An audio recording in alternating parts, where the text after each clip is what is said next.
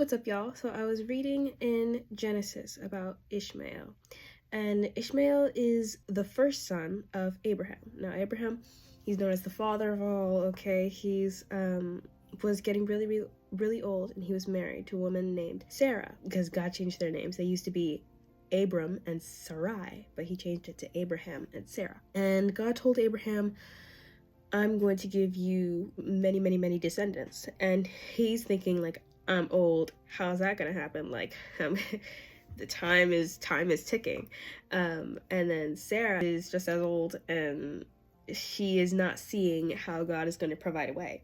So early on, Sarah, at this point in the story, she was Sarai, had taken it into her own hands and had given Abraham her servant, because her servant was able to bear children. So she's like, here, take my servant and we'll have a family through her. And the son of Abram and Hagar, which was the servant's name, was Ishmael. So Ishmael was born into this kind of like forced family dynamic. And then later on, when God fulfilled his promise in his timing, and he gave Abraham and Sarah a son through Sarah named Isaac, then it became an even bigger mess. As I'm reading, and I have the Life Application Study Bible, 3rd edition, that's the Bible that I like to use. It has a whole section on Ishmael, and I was wondering, because while reading I didn't hear much about him. I knew that he was Abraham's first son and how Hagar and Ishmael were sent away. So I'm like, how did he feel through all of this? It doesn't tell us much in the Bible of his perspective. We only know based on his actions and how he acted, his character. But through the applications notes, it lets us know we can learn a lesson from his life. So although he was born under circumstances that he couldn't control, like his mom couldn't control because she was a servant of Sarah, she didn't really have a say over having a son with her mistress's husband, and getting into this mess. And then him being born, already Sarah didn't like him. Abraham was kind of going with the flow at this point, and his mom was probably feeling used, but also a little bit superior to Sarah, because at the time Ishmael was born, Sarah couldn't have any children, so his mom was like lording that over Sarah. So that was causing a rift between the women. They treated him like he was God's promised one. Those 13 years before Isaac was born, they thought that he was the one that God was going to give Abraham all his descendants through.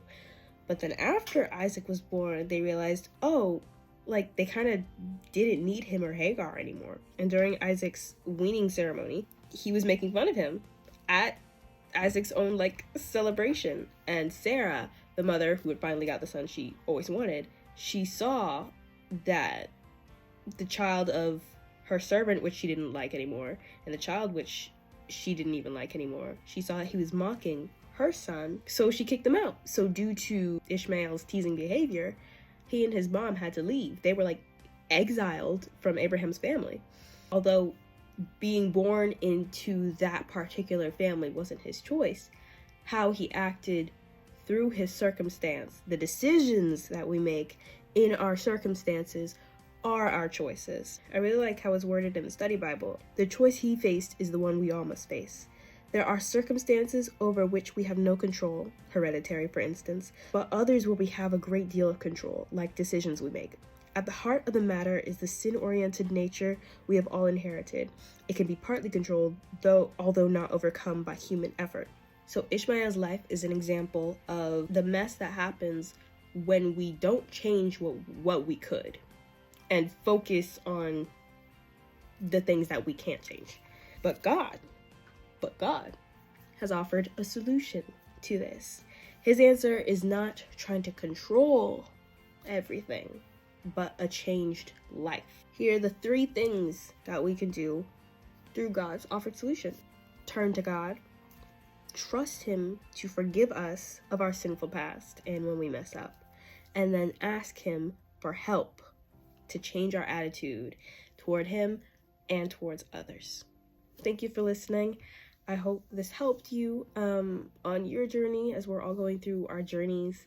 Sometimes it's hard to focus on what we can change when there are certain things that we can't but are still very aggravating, be your situation, circumstance, environment. But just remember that God's there for you. He's there to turn to and to help you through your situation. Even if you want to go around it, under it, above it, gotta go through it. And the best way, honestly, is just with God, the one who has everything planned out. I'd rather follow his plan than my plan, because my plan's very flawed and will probably lead me through another storm. So, all in all, trust God, and he's got you, because he loves you. Bye.